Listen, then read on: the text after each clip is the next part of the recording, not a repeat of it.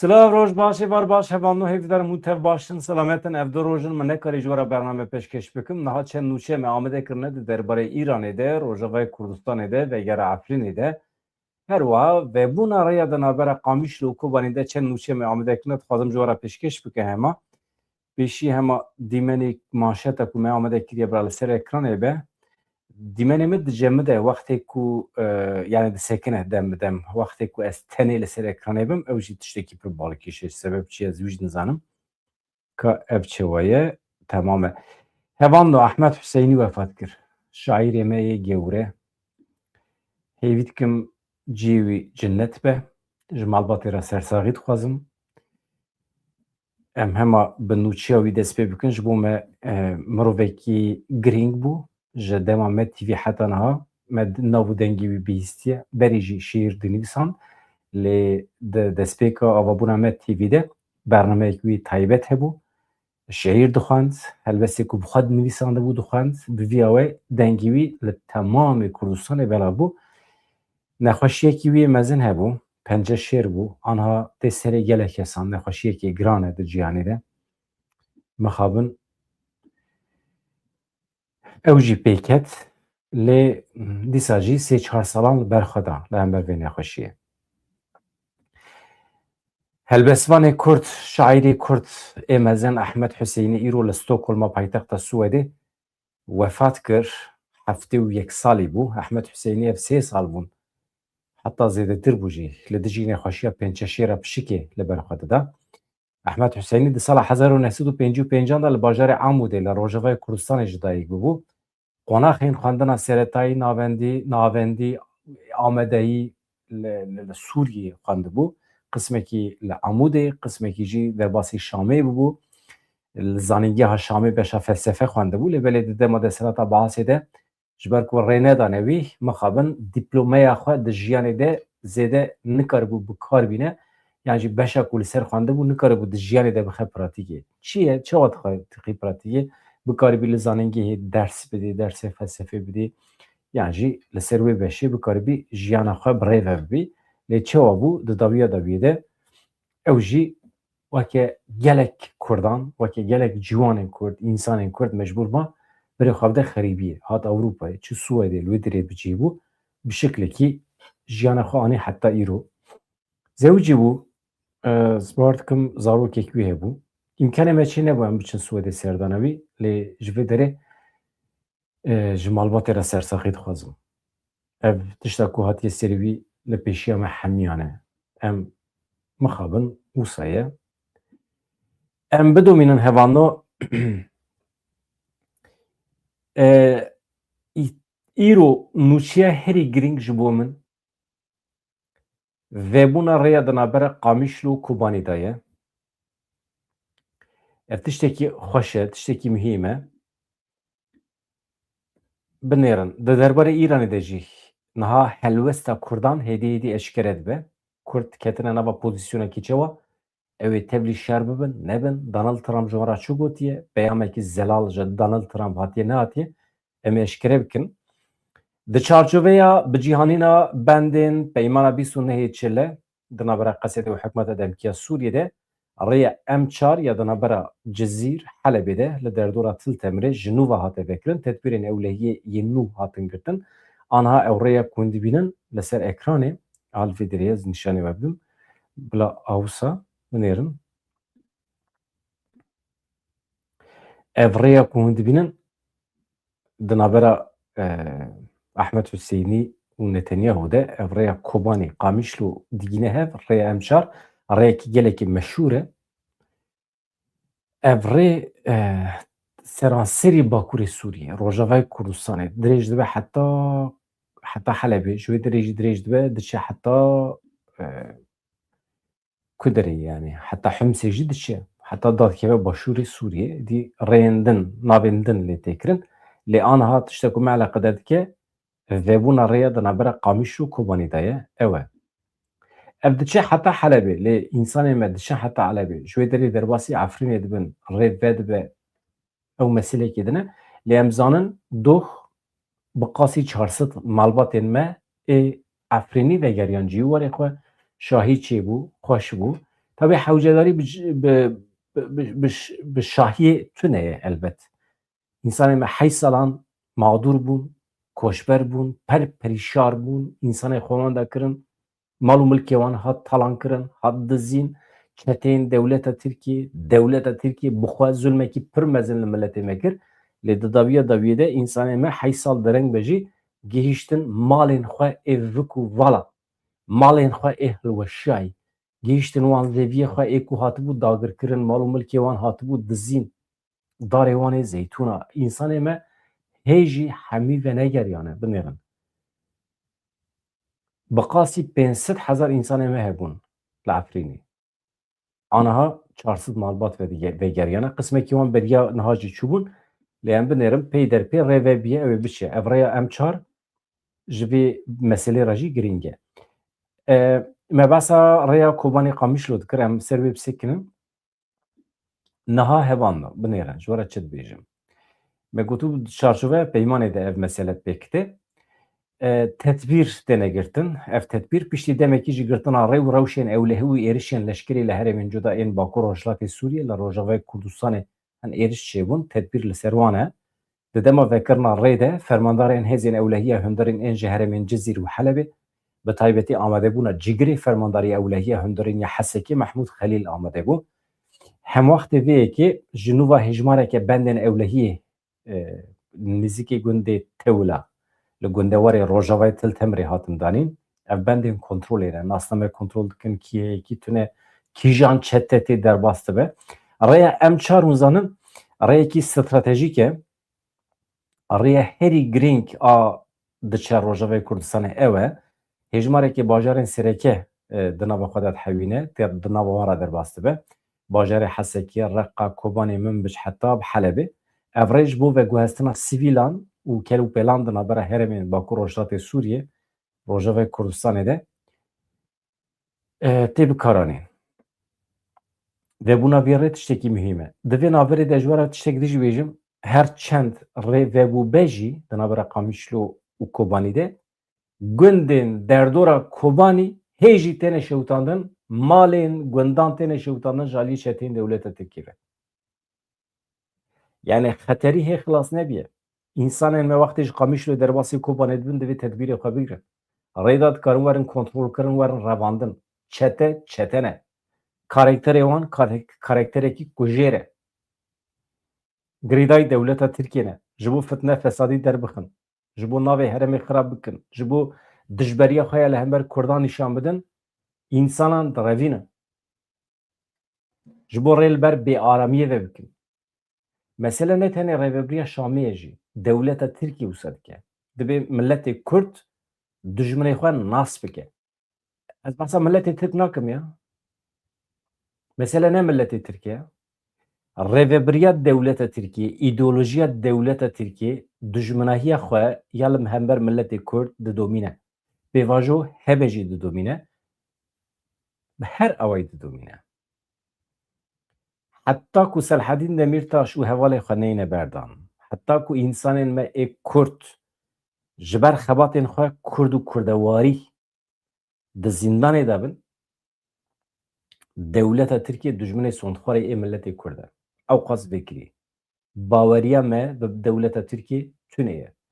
Eger rojekî binêrin, ez ê werim ser vê mesele. Eger rojekî xebatên ji bo Kurd û Kurdistanê ji çarçoveya sûç were derxistin, ez, hûn, hemû, herkes em bikaribin bi rehetî bixebitin li Bakurê Kurdistanê, xizmetê bikin ji Kurdistanê re, daxwaza serxwebûna Kurdistanê eger nebe sûç, wê demê em zanin ku Tirkiye guherî ye.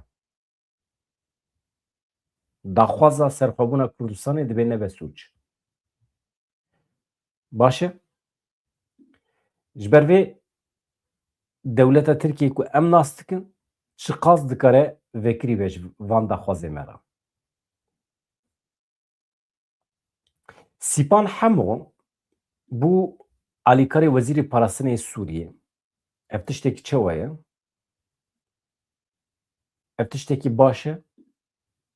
Hûn dixwazin em hinek şîrove bikin? Nizanim. Niha merov dikare bibe wezîrê parastinê jî, merov dikare bibe alîkarê wezîrê parastinê jî, merov dikare bibe serokkomarê dewletekî jî, lê gelo merov çi qas bixwane. Hukmê Sîpan hemû wê çi qas li çeteyan bibe. Çetên dibin kontrola Wezareta Parastinê de. Lê tiştekê ye Sîpan hemû weke fermandarê Qesedê berpirsîya re ji herêma Hesekê. Yani Rojhilatê Sûriyê. Ew wisa pê nas dikin Rojhilatê Sûriyê. Ama ji bo me Rojavayê Kurdistanê ye. Rojavayê me ê Kurdistanê biya Rojhilatê Sûriyê. Em van tiştana red dikin. Rojhilatê Sûriyê tune ye. Rojavayê Kurdistanê heye ji ber ku Kurdistan dewletekî ye, Kurdistan welatekî ye. Dewlet dibe dewlet nabe dewlet nizanim. Ez nebêjim nizanim. Sedî sed dibe dewlet. Lê Rojhilatê Sûriyeye îro dibe Rojavayê Kurdistanê. Em nebêjin em nizanin ji ber ku em bawer dikin ku wê çê bibe. Kê dibe jî çima çê nebe? Yani çi kême ji xelkê kême? Ew ê çê be?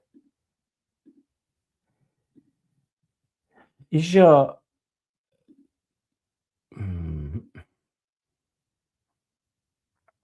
Rêzdar Sîpan hemû wê bibe alîkarê Wezîrê Parastinê Sûriyê ji Rojhilatê Kurdistanê ji Rojhilatê Sûriyê berpirsiyar. Deqekî hevanda.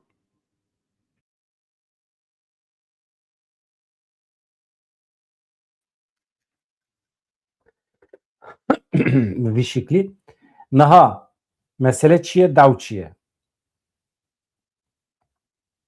Deqekî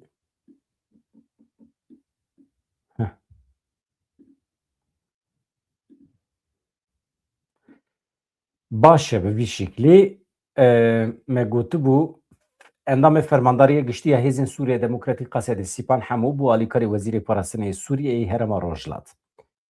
Niha Ajansa Nûçeyan ya Sûriyê Sana ajansek fermî ye ragihand ku endamê fermandariyê giştî ya Qesedê Sîpan hemû wekî alîkarê Wezîrê Parastinê Sûriyê berpirsê herêma Rojhilat hatiye destnîşankirin. Ev jî dibe Rojavayê Kurdistanê. Wezareta Parastinê ya Sûriyê di daxuyaniya xwe ya ji bo televizyona dewletê de ev agahî parvekirin. Sîpan hemû wekî alîkarê Wezîrê Parastinê berpirsê herêma Rojhilat hatiye destnîşankirin. Sîpan hemû berê di heyeta danûstandina di navbera Qesedê û Şamê de cihêgirtibû. Wekî yek ji fermandarên herî diyar ê naskirî ê YPG ye. Stûna serekiya Qesedê ye. Ev destnîşankirin wekî beşekê ji pêvajoya tevlîbûna Qesedê a nava Rêveberiya Şamê ye. Piştî şer û pevçûnên bi hefteyan di navbera her du aliyan de ajotin çend mehberiya niha di meha Çilê de peymanekî hate morkirin bîst û nehê Çilê. Ev peyman pêşbînî dike ku hêzên dibin pêşengiya Qesedê de gav bi gav tevlî pergala dewleta Sûriyê bibin.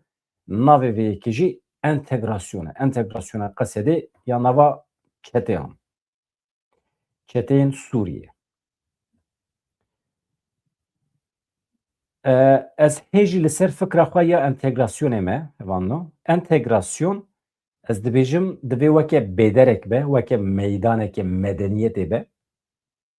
Hemî însanên me û çete, însanên mêrkuş, însanên qatîl, însanên kêdî nebûne hemî werin ser wê bêdera medeniyetê û medenî bibin. Ev entegrasyon e. Yani herkes divê entegrasyonê medeniyetê bibe. Ne tenê em biçin entegrê deverekî bibin. Li dewleta Tirkiye jî wisa ye. Entegrasyona Kurdan ya nava dewleta Tirkiye taş e. Dibe em entegrê medeniyetê bibin. Dewleta Tirkiye kedî bibe entegrê medeniyetê bibe. Em hemî entegrê mantıqekî bibin. Ew mantık jî mantıqa gerdûnî ye. Universel mantık. Hukuka navnetîwî ye. Hukuka gerdûnî ye. Em entegrê wê derê dibin. Eger em entegrê wê derê nebin, adrêsa me tune ye. Em entegrê derekî nabin. Em bi dewleta Tirkiye re li hev nayên. Di navbera me de xwîn rica ye. İnkara me çêbûye. Xwestina me îmha bikin.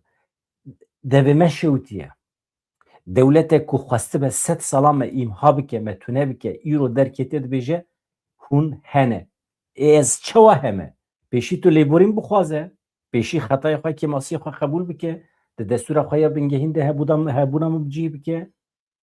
Em bibînin samîmiyeta te, durustbûna te em bibînin. Bi vî şeklî nabe. Entegrebûna min tu nikarî bixwazî. Tu dewletekî destbixwînî, dîroka te bixwîne. Ez entegrê xwîna te û qirêjiya te û rabirdiya te û dîroka te ya bixwîn nabim. Divê tu xwe pak bikî, tu tobe bikî, tu lêborîn bixwazî ji milletê Kurd, wê demê entegrasyona dualî ancak mümkün e çêbibe. Li Sûriyê jî bi aynî şeklî. Yaw hêzên çete ku heta beriya mehekî jî êrişê me kirin, heta du roj berî jî dor li Kobanî girtibûn, em çawa dikarin entegrê wan bibin? Sîpan hemû çawa dikare talîmat emir bide wan weke alîkarê wezîrê parastinê? Ha, vê derê de em çi fehm dikin? Sîpan hemû ancak endamekî wezareta parastinê ye lê ji hêzên xwe ên Qesedê berpirsiyar e. Yani naçe tevlî operasyonên li Himsê yan jî başûrê Sûriyê nabe.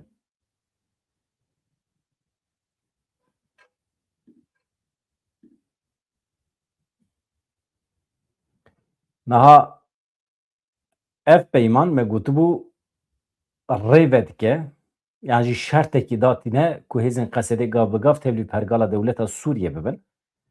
Di çarşoveya vê pêvajoyê de tîbîra we li Helebê jî ne li Helebê li Hesekê Nûreddîn Îsa wekî walî hatibû wezîfedar kirin. Merwan Elî jî wekî rêveberê ewlehiyê yê bajêr jalî hikûmeta Şamê ve hatibû destnîşan kirin.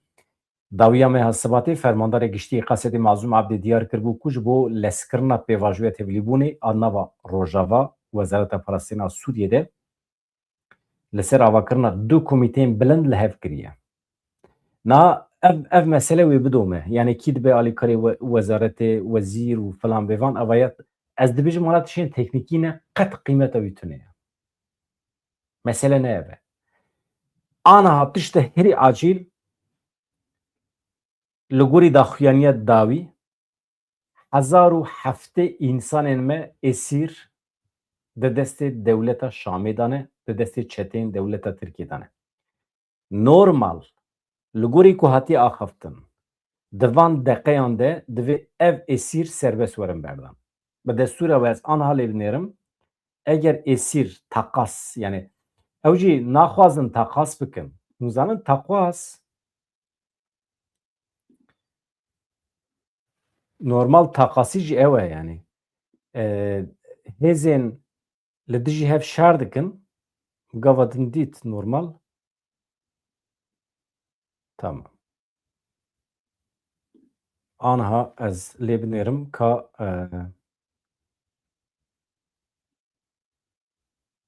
tamam.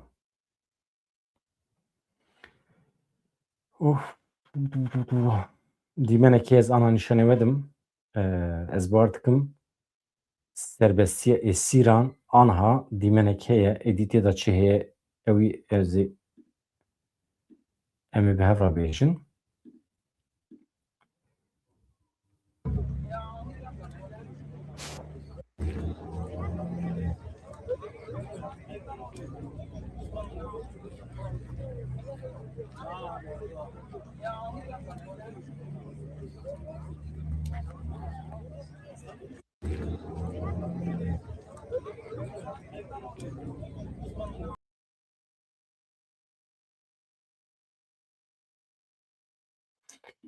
Aniha di van saetan de esîr nehatine berdan. Hevanno.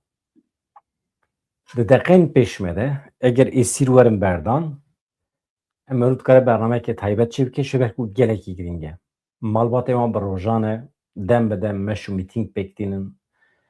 Heta ji destê wan tê daxwaz ji Qesedê dikin ku hemî wexta xwe bidin vê yekê. Bi qasî ku em pê bihesin û agahî em digirin ku Qesedê bi taybetî Mazlûm Abdî di nava xebatan de ye ji bo serbestiya van esîran.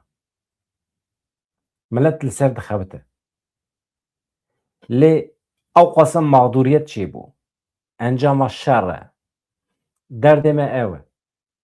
Ev însanên ku hêjî esîrê me di destê wan dane, ji me dixwazin ku em entegrê wan bibin. Mesele ew e. Dibe em hinekî tîk bisekine. Dibe em hinekî li ber xwe bidin. Em wisa zû bi zû serî netewînin. Ne zû bi zû jî tu car serî netewînin. Li hember çeteyan. Prensîbê me hene. Lê qasê ku binêrin. Rêveberên Rojavayê Kurdistanê jin dibin mêr dibin. Dijminê xwe nas dikin.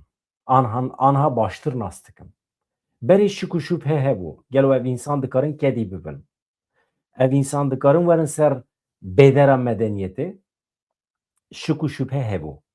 Anha hevalên me gihîştine wê encamê ku ev însanên me kedî nabin însanê li Şamê.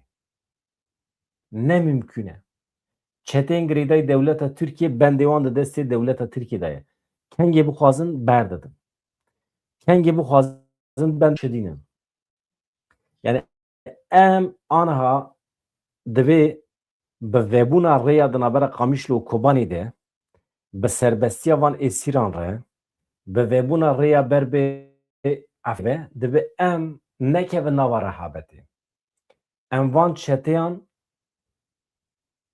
dijwariya wan, şiddeta wan, xwênrijiya wan ji bîr nekin. Nerehete wisa. Zû bi zû nabin însan.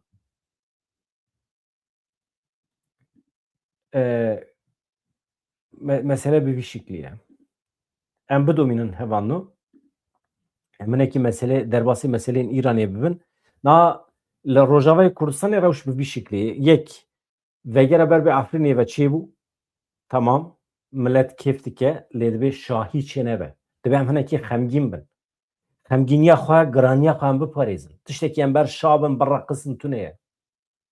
Tiştekî wisa tune ye. Em nikarin ji ber vegera Efrînê şabin. Ne cejn e. Ne cejn e. Êşên ew qas mezin me kişandine li ber van êşan em nikarin niha dîlanê bigirin, birreqisin û cejn bikin. Nikar. Mesele hemaset ne ku vê derê em dikin. Em rastiyê dibêjin. Rastiya me ev e. Yani xwîna ku rijiya hêl erdê ziwanek bî. Mesele ew e.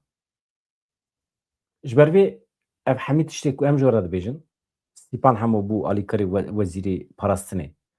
Ji ber wê divê em nekevin rehabetê, rêya Efrînê vebû. Dîsa bi eynê we rêya ber bi Kobanê ve vebû. Hinekî asayîbûn e, normalbûn e, lê ne her tişte.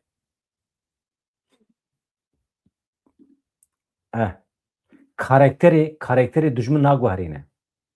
Hinek mecbûrin bikin. Ew ji bo xatirê me vê yekê nakin. Ji bo xwelber çavê dunya alemê rewa nîşan bidin, meşrû nîşan bidin. Ji bo ku dunya alemê re bibêjin ka binêrin em bi Kurdan re li hev dikin, navbera me û Kurda baş e. Sirf ji bo îmajê vê yekê dikin. Bi meseleyên li Îranê ve girêdayî ye. Anha zulma ku hatê kirin li Kurdan li Sûriyê. Eger bidomiya bi mesela Îranê re wê demê Kurd dîsa dibûn yek ji dunyayê statûyekî daîmî dixwestin. Serxwebûnê dixwestin.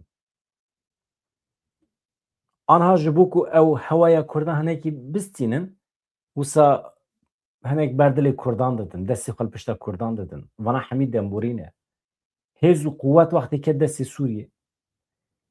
Hêza gef û tehdîta Kurdan li ser Şamê kêm be, hûn ê bibînin demên pêş me de zextewan wê zêdetir bibe. Hele wextê ku mesela Îranê jî bikeve rêzê, wê demê zextewan wê zêdetir bibe. Yeketiya Kurdan esas e, divê mirov xwe li ser piyan bigire, ji daxwazê xwe tavîza nede.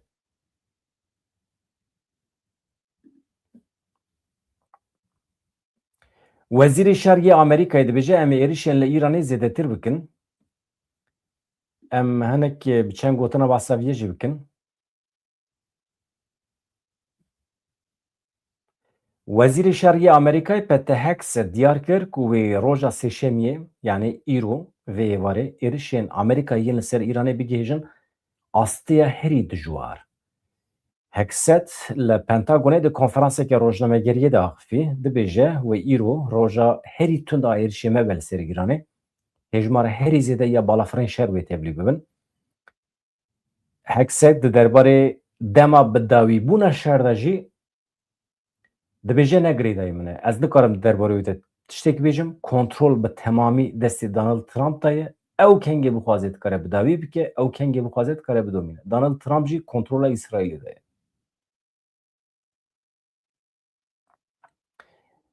Dibe wekî din Serokê Amerîkayê Donald Trump roja borî çi gotibû dibe ku şer gelekî zû biqede lê wî agahiyên hûrgulî nedabûn. Serokê Amerîkayê fermandarekî din heye yê Amerîkayê ew jî Dan Kayne ew jî tevlî konferansê bû aynî konferansa rojnamegeriyê. Dibêje yek ji armancên me ew e em hêzên deryayî yên Îranê bi temamî ji holê rabikin. Çima hêzên deryayî Îranê dixwazin ji holê rabikin? Mesele ew e. Tengava Hürmüzê ye. Îranê soz daye ku heta ku şer bidome ew ê hemû hinartina petrolê yekenda ve rawestîne. Mesele ev e. Ji ber ku petrol wextê raweste, dünya dikeve zirarê, li Avrupayê lîtreya petrolê 2 euro derbas dibe, ew bigije 2 euro nîva jî lîtreyekî. Her tiştên girêdayî petrolê wextê ku biha bibe însan li Avrupayê jî Amerîkayê jî krîzekî aborî çêdibe. Ne tenê li vê derê. Hindistan, Çîn dikevin zirarê petrol wextê ku biha be. Petrola wan ne tenê petrola wan jî sedî bîstê temamê petrola cîhanê a ji wê tengavê derbas dibe Hürmüzê. İranê ew dergirtiye. Dibêje ez digirim. Amerîka çi dike? Çi qas hêzên deryayî yên Îranê heye pêşî bêtesîr dike ji bo ku nikaribin wê derê bikin. Lê İran çi dike? Bi dronan be, bi taktîkên cuda ê şer be wê tengavê digire. Nahêle keştî têra derbas bibin. Nahêle petrol têra derbas bibe bigîje bazara cîhanê. İran heta ku hebe li ser hukm ew ê tim wê tengavê bigire. Anha di destê Îranê de weke hêza tehdîtê tene ew maye. Êrişê ser baregehên Amerîkayê yên li cîranê xwe dike, ew ê tengavê digire û zirar dide aboriya cîhanê. Eger İran zirar bide aboriya cîhanê çi dibe? Cîhan reaksiyon nîşan dide li hember İsraîl û Amerîkayê. Wan weke dijmin dibîne. Wan weke hêzên xêrnexwaz dibîne, zorê li wan dike di çarçova netewekî de serşapê meniyê. Wê demê İran hinekî rehet dibe. Mesele bi vî şeklî ye. Yani Wezîrê Şerê Amerîkayê daxife, Donald Trump daxife. Mesela bala welê ye piyasaya cîhanê a aborî li dijî vî şerê ye. 10-11 roja şer didome piyasa ser û bin biye, her tişt biha biye, kirên û firotin di navbera dewletan de kêm biye. Donald Trump mecbûr ma bibêje beriya rojekî eger İran bixwaze em amade ne şer bidin rawestandin. Wextê ku wisa got piyasa aborî a cîhanê ji nû ve geş bû. Ev jî nîşan dide ku kapîtalîzm ê ku li ser pereyan dilîzin li dijî şerin şer naxwazin. Şer ne li gor feyda wan e. Mesele ev e. Dibe ku di demên pêşme de berê ku rejîma Îranê hilweşe dibe ku şer bi dawî bibe. Veya wê nîşan dide. Her tişt eger di kontrola kapîtalîzmê de be, kapîtalîzm şer naxwaze. Piyasaya aborî a cîhanê şer naxwaze. Yani ji daxuyaniya Trump kifşe ye. Çawa ku Trump got em amade ne şer bidin sekrandin, piyasa geş bû.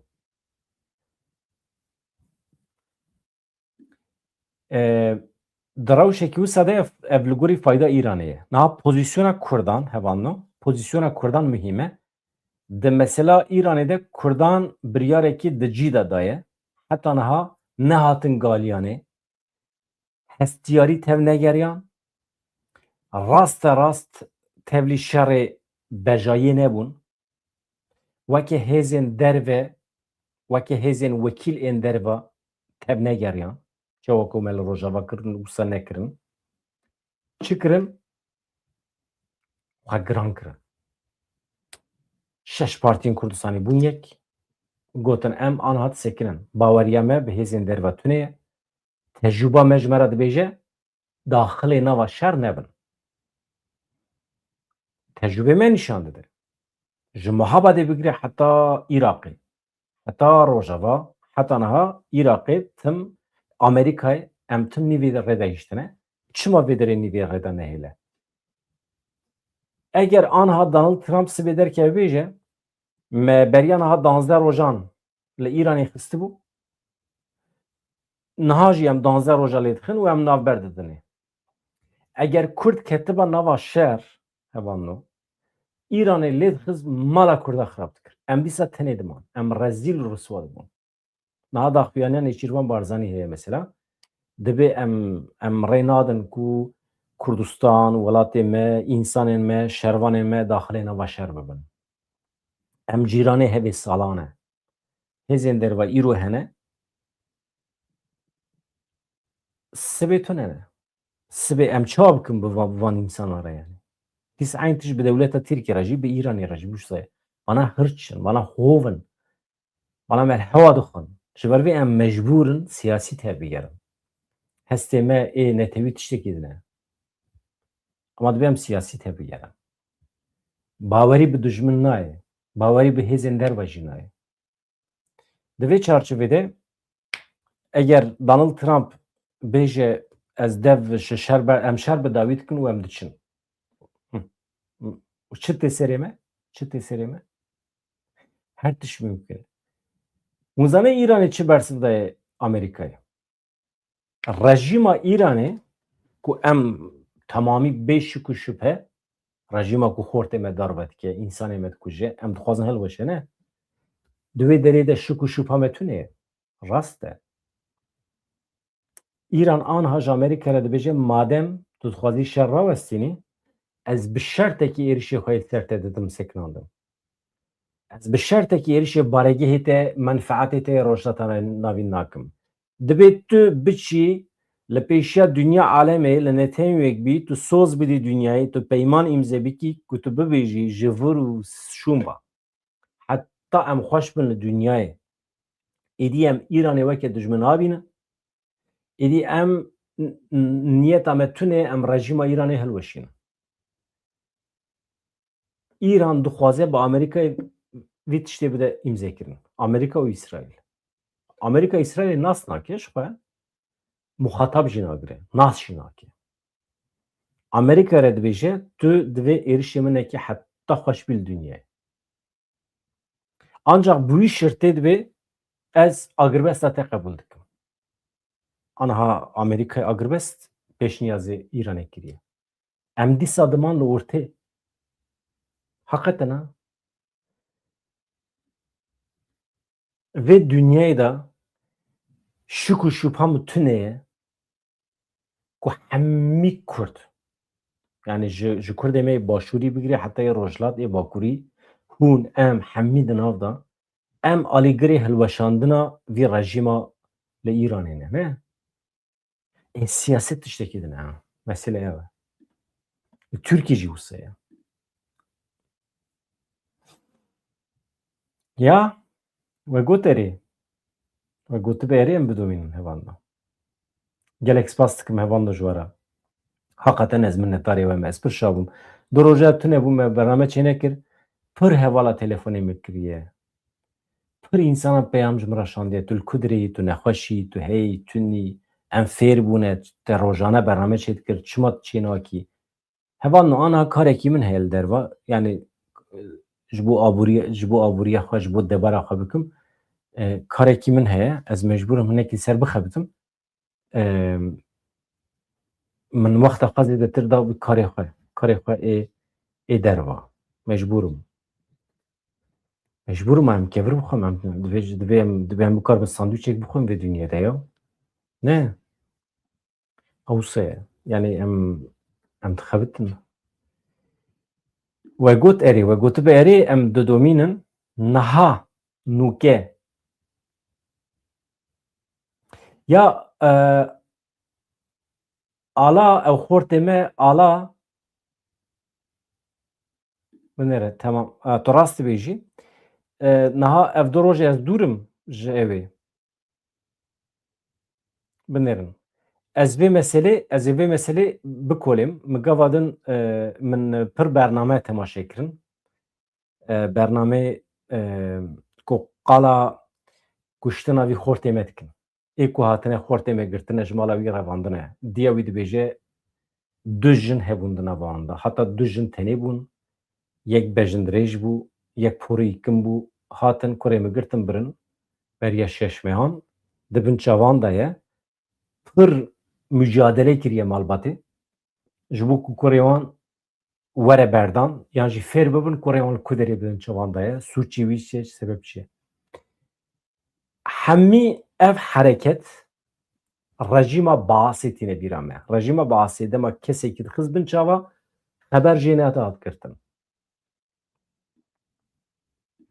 wenda dibû êdî kengê serbest hatibe berdan nizan ji ev xortê me jî min peyama xwe de yani min ser tiştekî amade kiriye lê îşev ez hêzûye ji ber ku ez hîn negîştime encamekî eger ez îro rabim hin tiştan bibêjim wê demê tiştê ez dibêjim firqawan ji tiştê ku hûn dixwînin li ser medya civakî firqewîtine ye yani we çi xwendibe min jî ew xwendiye tenê ez dikarim mîna we bifikirim bibêjim li welatê ku ez lê dijîm li welatê me Kurdan tu Kurdekî nikare Kurdekî bikuje xwîna Kurdekî li Kurdekî heram e işkence suç çi dibe bila bibe binêrin hevan min suçê însanekî çi dibe bila bibe bi tu şiklekî kesekî nikare işkence lê bike işkence hereketa herî hovane dijmirovî ye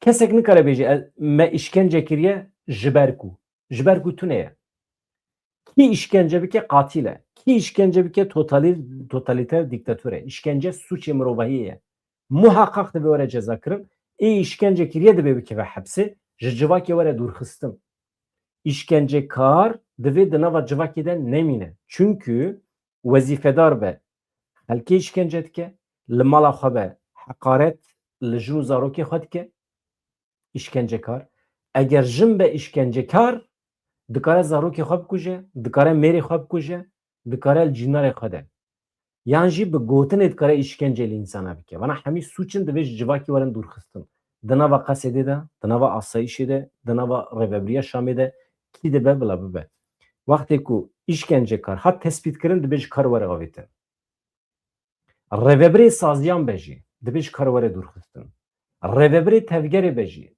ji kar were dûrxistin çünkü sucidar e işkencekar ya işkencekar çawa dikare ber rêveberê te çawa mümkün e fîzîkî müdaxalet ki însanekî çawa mümkün e bê şik û şûpe hevano em van kirinan şermezar dikin însanek ku ev xortê me ala qetil kirine em wana şermezar dikin bi tu away em nikarin müsaade bikin ku li welatê me însanekî di bin işkencî de were qetil kirin ne mümkün e yani yani tevgera me hereketa me pêncî sal em ji bo çi tê dikoşin ji bo dewleta zulmê bi dawî bikin ji bo zulmê îşkencê girtinê bi dawî bikin em tê dikoşin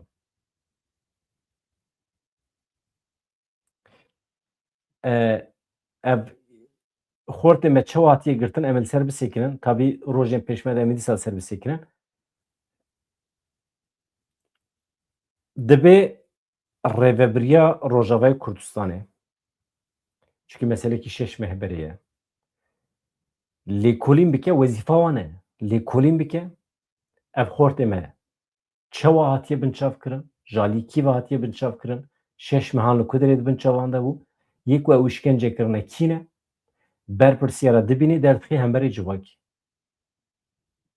û îspat bikî ku Rojavayê Kurdistanê ne ew hereme ku li însana işkence bike, însanan bikuje dibin çavanda. Dibe îspat bike, xwe îspat bike. Li mala min însanekî were kuştin dibe ez derkemû xwe îspat bikim ku ya min nekiriye yan jî eger min destûr dabe ku kesekî din çeteyekî hatibe li mala min de yekî kuştibe dibe ez bikaribim li xwe min kur werim. Dibe bikaribim kêmasiya xwe qebûl bikim. Min tedbîr negirtiye. Min rêda ku cîranê min were ferdekî ji malbatê bikuje. Ev xortê me ferdekî ji malbatê ye. Kî dibe bila bibe? Ew tune hevanda. Yani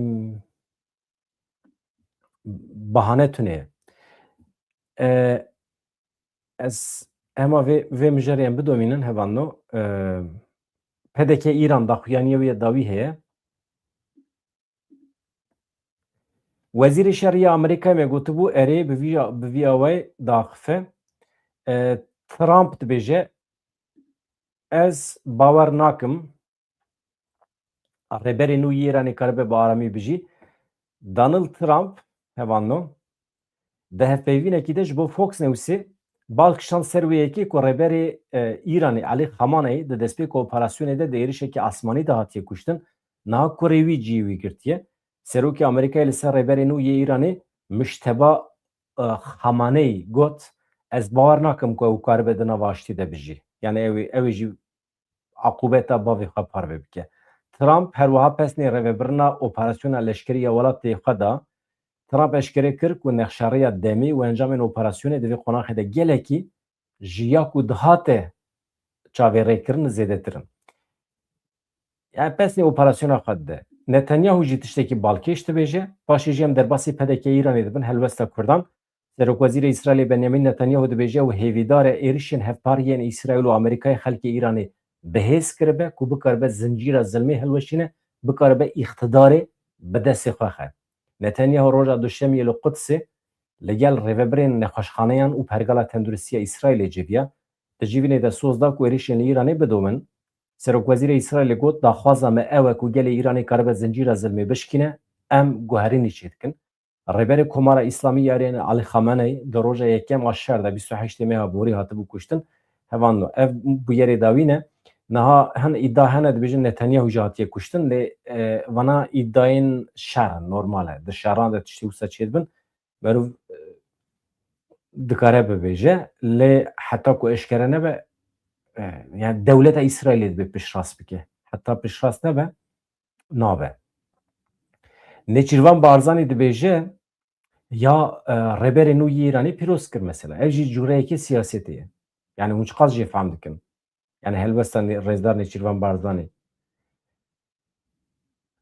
Serokê Herêma Kurdistanê Nêçîrvan Barzanî bi boneya hilbijartina wî ya wekî rêberê bilendê Komara İslamî ya Îranê Mişteba Alî Xameneyî pîroz kir. Alî Xameneyî 28 Sibatê di êrişekê İsraîlê de hatibû kuştin. Niha jî kurê wî Mişteba Xameneyî wekî rêberê bilendê Komara İslamî hatiye hilbijartin. Ev meselekî nû ye. Nêçîrvan Barzanî jî çi kir? Rabû ew pîroz kir. Bi boneya hilbijartina we dibêje ev peyama wî ye wekî rêberê bilendê Komara İslamî ya Îranê em pîrozbahiyeke germ li cenabê we dikin û gelê Komara İslamî ya Îranê dikin. Nêçîrvan Barzanî di peyama xwe de ji bo erka wî ya nû hêviya serkeftinê mesela li Mişteba Xameneyî dike. Hêviya xwe ya serkeftinê tîne ziman. Em dixwazin tekiliyê xwe baş bigirin bi Îranê re. Em naxwazin bi Îranê re bikevin nava tekiliyekî xirab. Herêma Kurdistanê wekî her tim dixwaze peywendiyên xwe yên dîrokî dostane li gel Komara İslamî ya Îranê bi pêş bixe.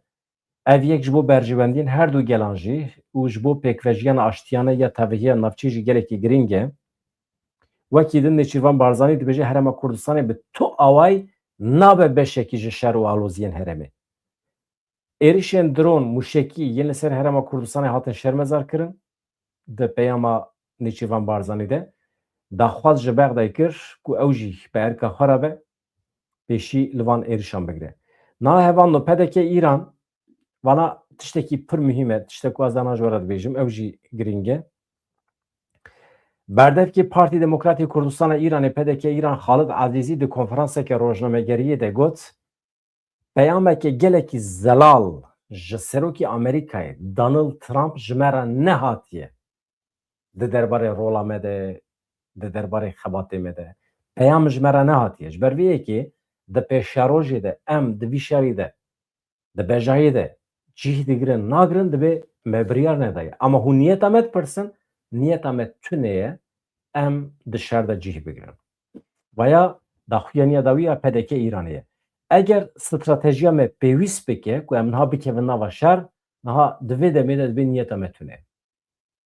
Me biryar negirtiye. Tabii sebebî wî hene, sebebî xwe jî rêz dike. Berdevkê PDK Îranê Xalid Ezîzî li Washingtonê ye, paytexta Amerîkayê, di konferanseke rojnamegeriyê de got, destpêkirina şer gelekî hêsan e, rihet e, lêbelê bidawîkirina şer gelekî zor e.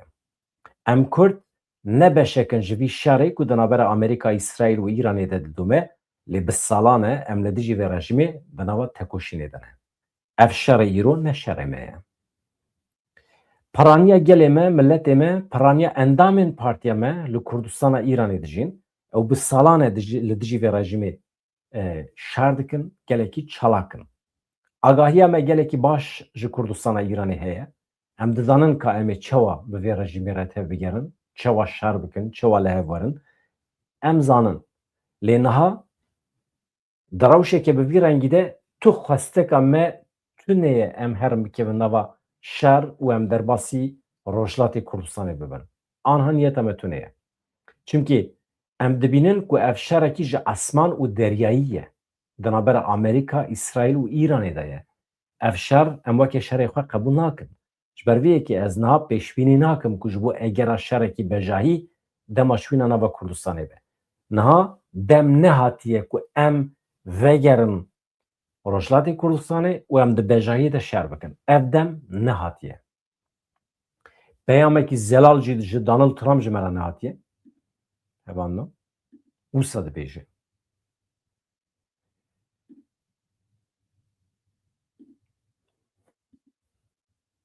Mesele henekî bi vî şiklî ye. Ez heman nûçeyên deqeyên dawî dinêrim. Hevanno. Nûçeyekî lezgîn heye, hema ji we re bêjim.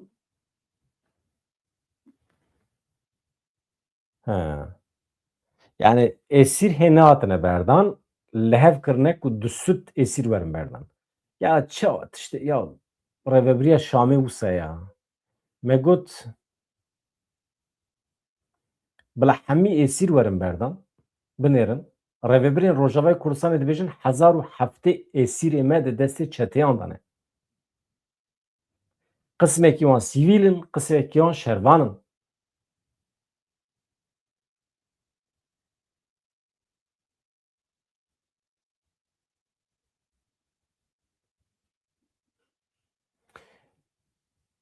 Erê. Rêzdar Mesûd Barzanî dibêje me ji Bexdayê xwestiye ku sînorekî ji bo van komên êrişkar dayîne. Komên êrişkar hene, girêdayê Îranê ne, êrişê Başûrê Kurdistanê dikin, însan aciz in. Deng ji Silêmaniyê bigire heta Hewlêrê, heta Duhokê dengê teqînan tê. Însan ditirsin. Ev çeteyên girêdayê Îranê ku êriş dikin di nava Iraqê de tên nas kirin. Yani hikûmeta Iraqê wan nas dike. Ji ber vê yekê Mesûd Barzanî ji wan re dibêje ji hikûmeta Iraq re pêşîl van çeteyan bigirin ya. Bila bi dronan êrişê me nekin, bi füziyan êrişê me nekin, însanê me netirsînin. Ya me biryar daye em tevlî şer nabin. Me biryar daye em hêzê Kurdî jî îxna bikin ku di reşayiyê de, bejayî de her çi dibe tevlî şer nebin. Yani em naxwazin her ema xwe tevlî şer bikin ya. Daxwazekî bi vî şiklî heye. Hevanno. Ez anha xatir ji we dixwazim. Ez dixwazim ji we re spas bikim. Ez ji we razî me. Dixwazim hûn jî ji min razî bin. Mala we ava. Di saetên pêş me de rewşekî awarte çêbe. Em bibînin ku asteya şer bilind dibe. Berdevkê Wezîrê Şerriya Amerîkayê gotibû îşev şer pir giran dibe. Balafirê me wê werin lêxin pir balafir. Em bidire wê çawa be. Lê İran ji ber ku hêza xwe hinek wenda kiriye, aniha êrişî aboriya cîhanê dike. Ji bo zextê bide ser cîhanê, cîhan jî zextê bide ser Amerîkayê, ji bo êriş bide Rawestan de. Stratejiyekî wisa dişopîne. Xatirê we silav rêzevan me.